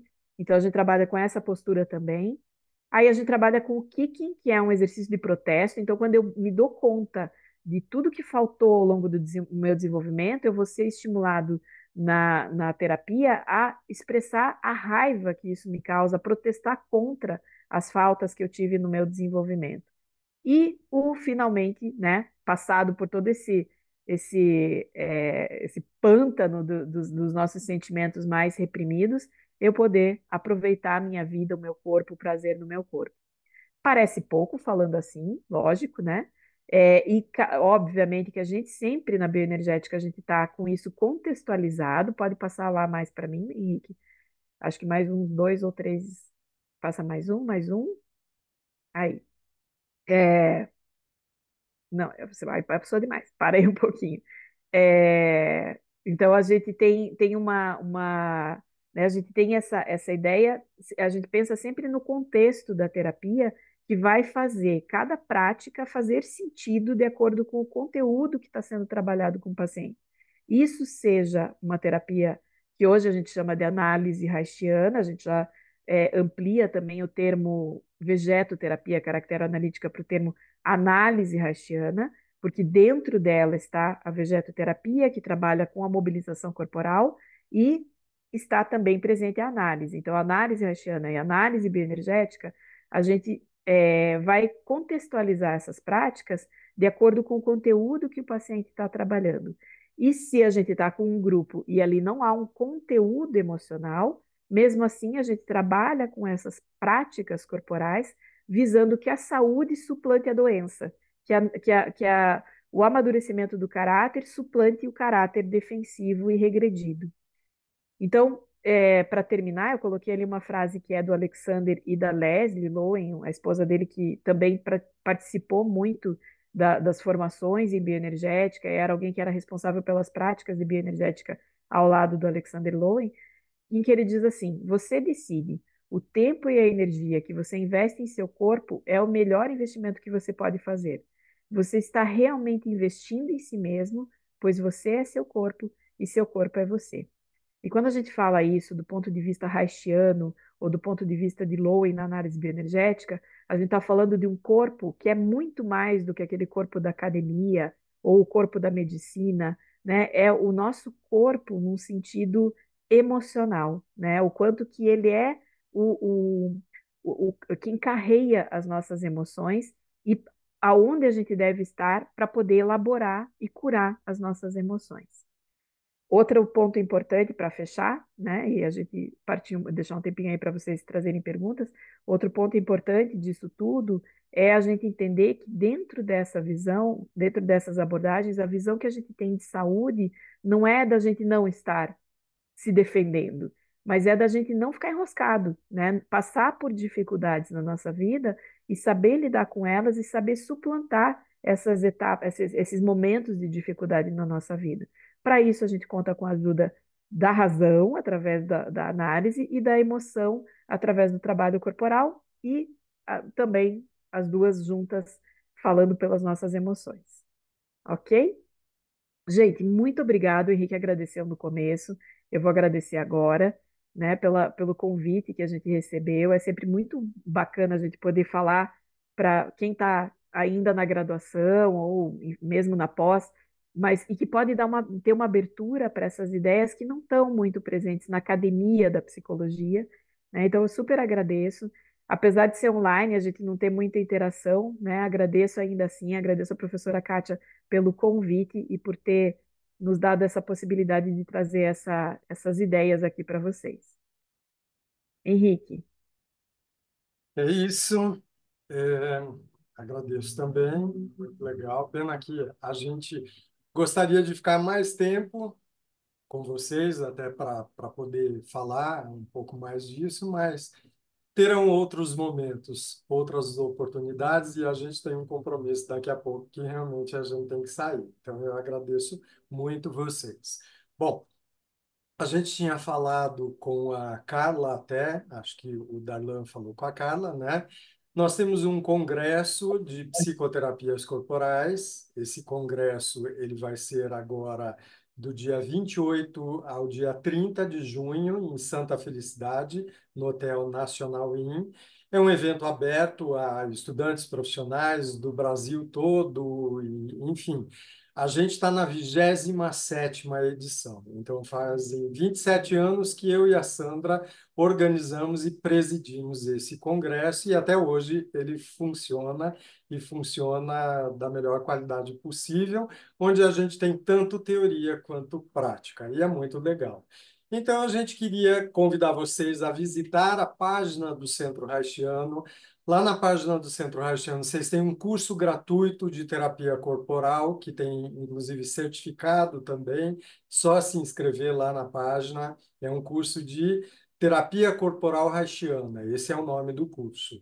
E aí, a gente tem esse congresso também, que a gente queria convidá-los a participar. E nós falamos com a comissão deu bolsas para a gente poder sortear para o pessoal para quem realmente tem interesse. Então, tem um link que vocês devem ter preenchido, porque tem que preencher o link. Se não preencheu, dá tempo, tem que correr já para preencher. Deixa eu até abrir aqui para ver quantos inscritos a gente tem nesse link, para a gente poder sortear. Olha, tem 13 pessoas nesse link. Se alguém quiser vocês podem fazer já a inscrição ali no link. A gente abre para a professora Kátia falar um pouquinho enquanto vocês preenchem o link. E aí a gente faz esse sorteio se realmente vocês querem estar participando desse evento, ok? Professora, quer falar alguma coisa disso? Eu vou tentar abrir aqui o microfone, porque eu estou na sala junto com eles, né? Uhum. Assim, o pessoal que está presente aqui tá comigo. Eu só abri aqui para. Ok, Ó, estão aqui. ótimo. Tá bom. E eu conheço a turma, então, assim, inclusive quem está presente, né, a gente distribuiu, a gente compartilhou Ótimo. tanto o convite para o congresso quanto o convite para hoje, entre todos os representantes de turma, né, das turmas aqui.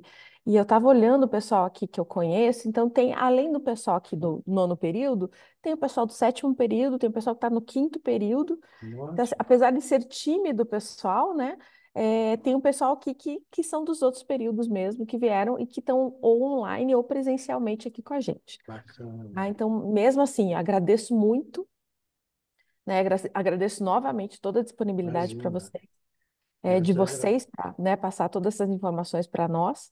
Foi muito bacana, foi muito didático. Eu tive o prazer de ter aula com o professor Gilberto Gebner, Uhum. né? Talvez vocês conheçam. Sim, foi meu Então, algumas. aluno ele e era É, colega da Sandra. Foi meu colega. isso. Então, eu fui aluna dele, né, durante Ótimo. um bom tempo aqui na Universidade Uhum. Positiva. E acho que ele consegue passar para a gente uma. Pelo menos passou para mim assim, muito do que vocês corrigiram, né? Então, assim, ele conseguiu corrigir, né? Então, a minha formação já vem essa Ótimo. percepção da psicologia corporal fazendo parte do dia a dia, também sendo né, de base analítica, tendo esse tripé, né? Então, eu fui lembrando de muitas coisas que ele nos passava em sala de aula e de que Bacana. algumas coisas que mesmo na minha prática, eu não sou da abordagem, né? Eu sou da abordagem da análise do comportamento e que eu acabei incorporando isso, né? Porque eu não consigo não pensar no meu paciente de forma integral, né? Então, Uhum. né? Ótimo. Acho que acaba ficando um pouquinho de todas essas experiências para a gente Ótimo. e é bem importante. E meus alunos que fazem estágio no hospital, eles fazem grounding com os pacientes. Uhum.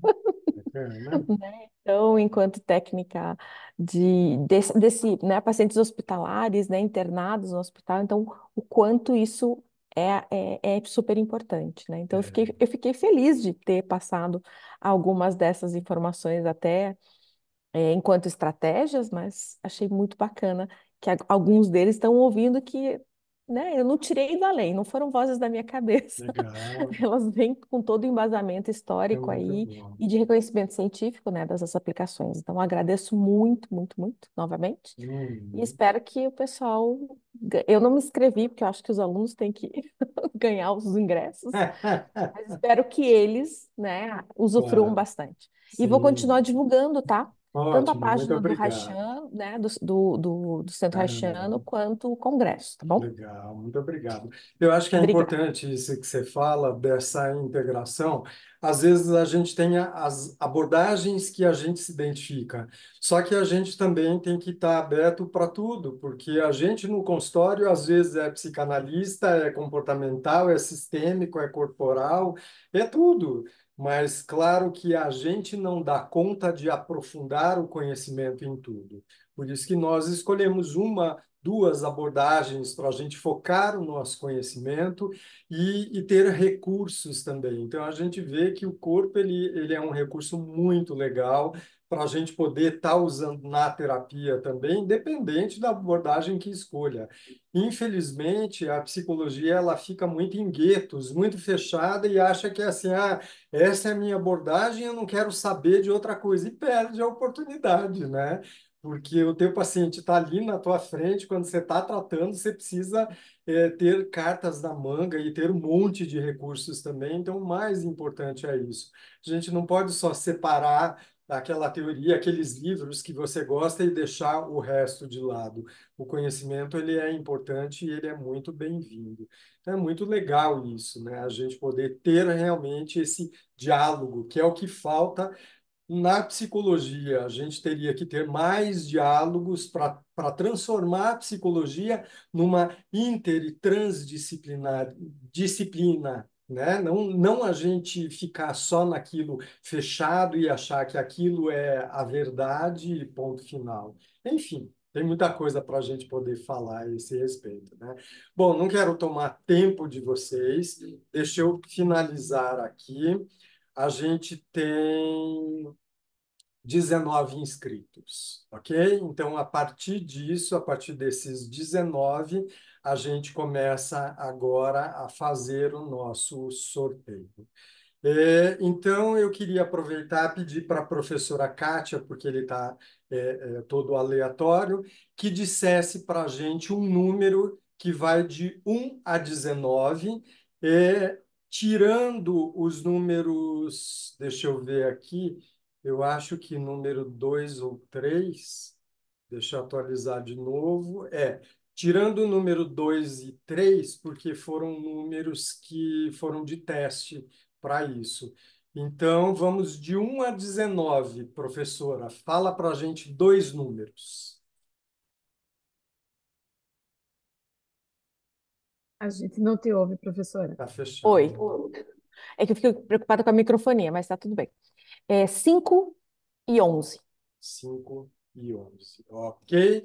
Então, vamos ver se a pessoa está aí para a gente poder já mostrar. Então, deixa eu ver na minha tabela. Número 5, Lisandra Nascimento. E número 11, Lohane Emanuela Valenga Bueno. A Estão aí? Lisandra Lohane, está ela aqui. está aqui e ela é uma das Estou aqui. convidadas que não são da turma. Que A legal. Lohane é do Olha, sétimo período. Perfeito. Então é Ela veio isso. porque ela quis vir. Ótimo, estava que bem interessada. maravilha. Que bom. Legal. Então a gente vai mandar por WhatsApp para vocês amanhã o link da inscrição e nós conseguimos mais duas inscrições. Então a gente vai sortear 4. Então, A professora Lisandra Kátia, tá. A né? Lisandra tá. Dá um Eu tchauzinho aí, estou Lisandra. aqui. Eu estou aqui, Lisandra, ó. Tá lá, tá lá. Sim, Olá. quero minha inscrição. Eu acho que eu Obrigada. não tenho Adorei. nome, eu não tenho nome. Não tá Adorei, aparecendo nada. obrigada. Tá, eu falei o 5 e o Sim, 11. 5 e 11. Eu vou falar o 7 e o 15. Ok? O 7 e o 15. O número 7 é Rafaela Cândido Lacerda e o número 15 é Amabile Kowalski. Tá aí? Ok, os Mabel dois? está aqui. Ótimo. tá aqui. Ela está aqui em sala Ah, tá e bom. ela gosta muito disso, Ah, dessa vibe. Ela gosta muito. tá bom, então nada é por acaso, né? Gente, então amanhã nós mandamos para vocês as informações disso, para vocês preencherem ali no site, e espero que tenham aproveitado esse momento rápido, né? A gente às vezes quer falar um monte de coisa, mas o tempo é bem, bem curto mesmo, né? Mas acho que pelo menos deu uma pitadinha ali de conhecimento para vocês. Carla, quer falar alguma Henrique, coisa? Henrique, Ah, deixa eu só te falar que eu acho que é legal a gente falar para os alunos que queiram saber um pouquinho mais, que a gente tem um curso gratuito na nossa plataforma. Não sei se você já tinha mandado isso para o centro acadêmico. não, mas eu falei agora há pouco que tem um curso Ah, gratuito. desculpa. Tá Sim. bom. Aham. Aham, tá.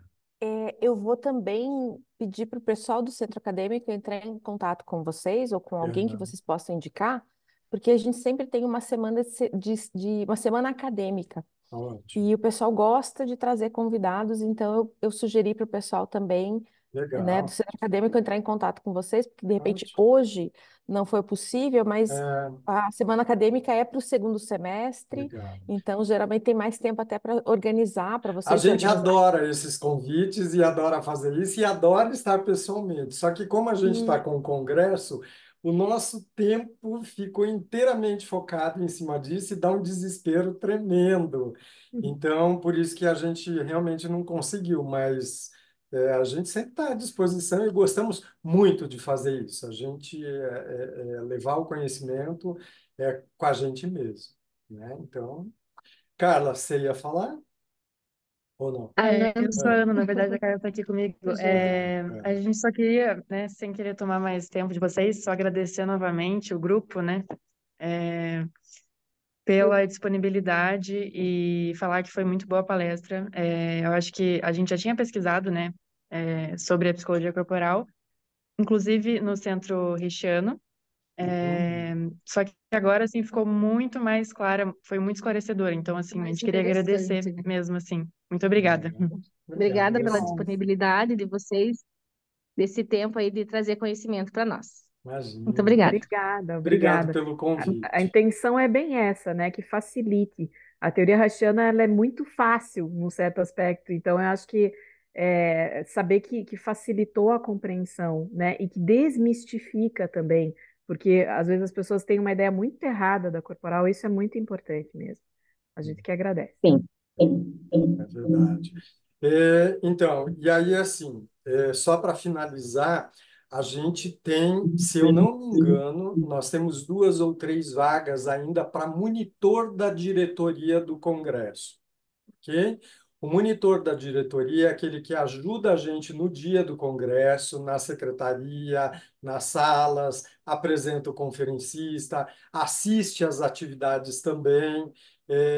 Então é muito legal, tem certificado, participa do evento inteiro, não paga nada também, porque tem a bolsa. Quem tiver interesse, aí tem que mandar um WhatsApp para a gente lá no WhatsApp do Centro Haitiano. Tem interesse na monitoria, quero saber como proceder, e aí o pessoal responde, dá as instruções de como é a monitoria, tal, tal, tal, ok? Então, estou divulgando em primeira mão para vocês, porque possivelmente amanhã ou depois o pessoal vai divulgar aberto e, logicamente, fecha rapidinho. Então, se alguém realmente tem interesse em estar no Congresso e que não foi sorteado, tem mais essa possibilidade de ser monitor do Congresso e vai ser um prazer. Vocês vão estar lá com a gente os 3 dias, o tempo todo, e com todos os conferencistas, que são, acho que 60 conferencistas que tem no evento. Tá bom? Gente, é isso. Um beijo Eu vou grande para ressaltar só vocês. uma coisa do, Ah, do, do convite para ser monitor de congresso, porque vale para os alunos como hora complementar e como pontos no currículo, ai, porque é um exato. diferencial ser monitor de congresso, gente. Então, para quem quer fazer concurso, mestrado, é uma oportunidade bem bacana. Não só de Legal. conhecimento, de contato com os palestrantes, Ah, mas também de currículo depois. ai, mais uma oportunidade, né? É isso aí. Gente, professora, um beijo grande para vocês também. E a gente se encontra em outros momentos. Tchau, meninas. Obrigada. Tchau, muito Obrigada. obrigada. Eu Obrigada. vou colocar o link da gravação depois, eu passo, acho que para Carla, que a gente coloca lá no site. Se vocês quiserem divulgar, fiquem à vontade. Tá bom? Tá bom, Beijos, então. Obrigada. gente. Boa noite, Boa noite. obrigada. Tchau. Tchau. Tchau.